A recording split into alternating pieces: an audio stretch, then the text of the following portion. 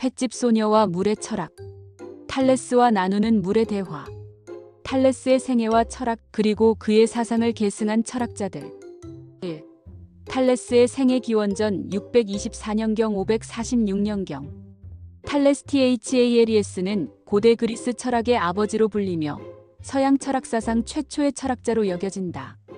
그는 소아시아의 이오니아 지방에 위치한 밀레토스 마이에리티오스에서 태어났다. 이 도시는 당시 동서양 문명의 교차점에 위치하여 다양한 문화와 지식이 만나는 곳이었다. 탈레스는 단순히 철학자가 아니라 수학자, 천문학자, 정치가로서도 활동했다. 그는 이집트와 바빌로니아를 여행하며 기하학과 천문학을 배웠고 이를 그리스에 전파했다.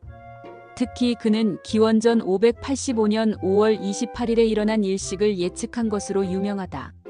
이는 과학사상 최초로 기록된 정확한 일식 예측으로 여겨진다.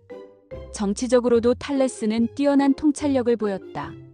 그는 이오니아 지방의 그리스 도시 국가들이 연합하여 페르시아의 침입에 대비해야 한다고 주장했다. 또한 그는 실용적인 지혜도 갖추고 있어서 어느 해 올리브 대풍작을 예측하고 미리 올리브 앞찾기를 독점하여 큰 이익을 얻었다는 일화도 전해진다. 탈레스의 주요 철학적 내용. 2.1 만물의 근원은 물이다. 탈레스의 가장 유명한 명제는 만물의 근원은 물이다이다. 이는 서양 철학사상 최초의 형이상학적 명제로 여겨진다. 그는 왜 물을 만물의 근원 아르케우로 보았을까? 첫째, 생명의 필수 조건으로서의 물을 관찰했다. 모든 생명체는 물 없이는 존재할 수 없으며 씨앗도 습기가 있어야 싹튼다. 둘째, 물의 변화 가능성에 주목했다. 물은 고체 얼음, 액체물, 기체 수증기로 자유롭게 변할 수 있는 유일한 물질이었다. 셋째, 지구가 물 위에 떠 있다고 보았다. 지진은 지구를 받치고 있는 물의 움직임 때문이라고 설명했다. 2.2 자연주의적 세계관.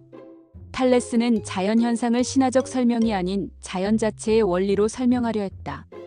이는 미토스 MITHOS, 신화에서 로고스, 이성로의 전환을 의미하는 철학사적으로 중대한 변화였다. 번개나 지진 같은 현상을 제우스의 분노가 아닌 자연의 법칙으로 설명하려 한 것이다. 2.3 이론론적 사고. 탈레스는 겉보기에 다양해 보이는 세계의 근저에 하나의 통일적 원리가 있다고 보았다.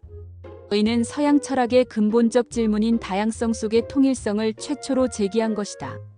2.4 만물에는 영혼이 있다. 탈레스는 자석이 철을 끌어당기는 것을 보고 자석에는 영혼이 있다고 말했다.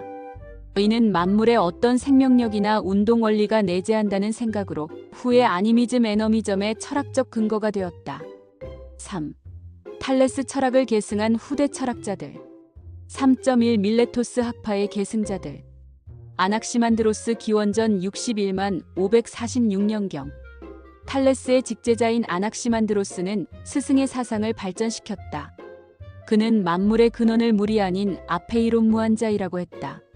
아페이론은 무한하고 규정되지 않은 원질로 여기서 모든 대립상 뜨거움, 차가움, 건조함, 습함 등이 분화되어 나온다고 보았다. 이는 탈레스의 이론론을 더욱 추상적으로 발전시킨 것이다. 아낙시메네스 기원전 58만 5528년경. 아낙시만드로스의 제자인 아낙시메네스는 만물의 근원을 공기라고 보았다. 그는 공기가 압축되면 물이 되고 더 압축되면 땅이 되며 희박해지면 불이 된다고 설명했다.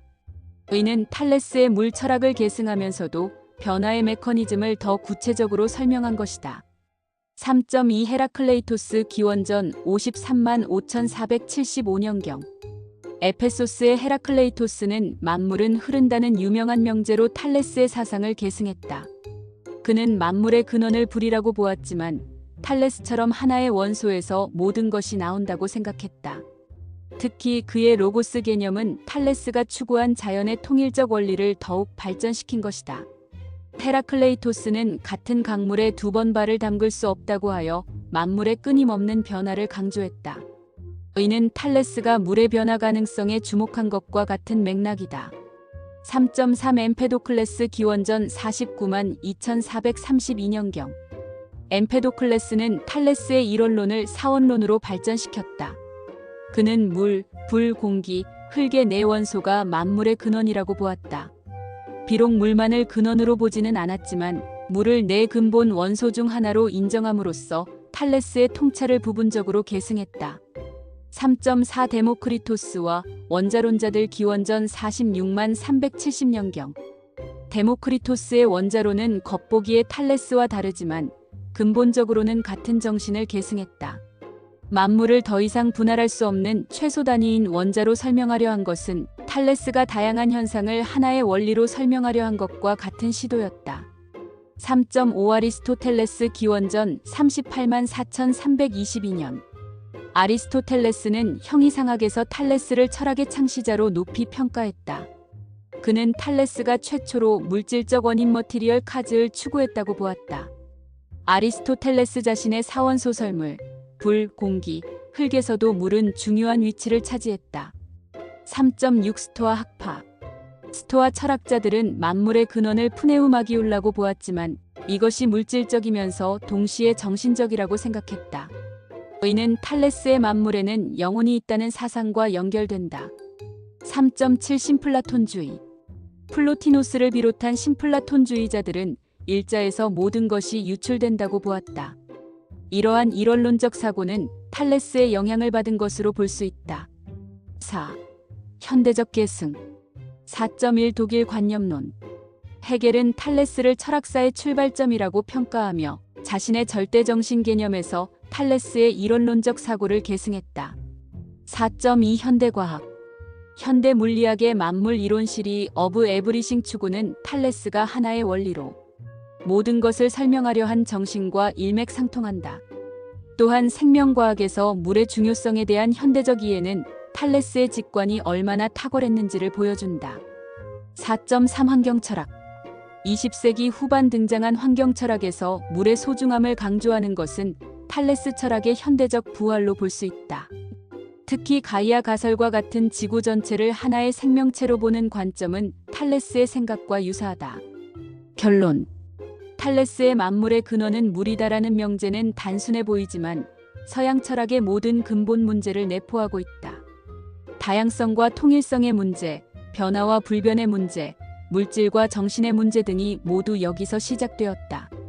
그의 사상은 직접적으로는 밀레토스 학파를 통해 간접적으로는 모든 그리스 철학을 통해 계승되었다. 현대에 이르러서도 탈레스의 정신은 과학적 탐구와 철학적 사유의 근본 자세로 살아있다. 신화적 설명을 거부하고 자연 자체에서 답을 찾으려는 그의 태도, 복잡한 현상을 단순한 원리로 설명하려는 그의 노력은 오늘날에도 여전히 유효한 지적 덕목이다. 탈레스로부터 시작된 물에 대한 철학적 사유는 2600년이 지난 지금도 계속되고 있으며 앞으로도 인류가 존재하는 한 계속될 것이다.